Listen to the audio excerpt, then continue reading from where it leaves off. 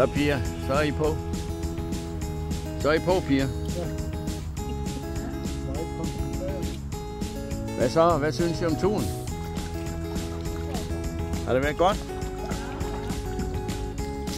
Ja, det synes vi også. Dog har vi haft lidt problemer med de to piger der, fordi de skulle have hjælp hele tiden.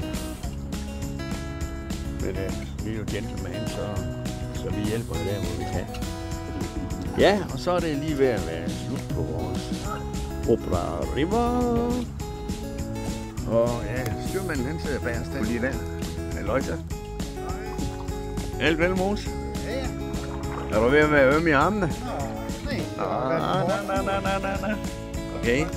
Ja, skønt er det. Og den her gang har vi så sejlet for, hvor meget var det? 14 kilometer? Ja. Og det har taget os cirka 5 timer med ro og mag.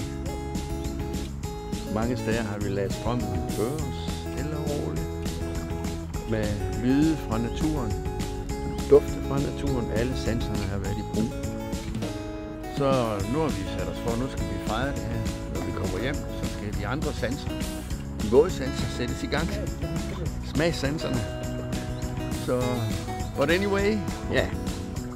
En uforglemmelig miniferie her på Operafloden, som vi varmt kan anbefale alle, som ikke kan svømme.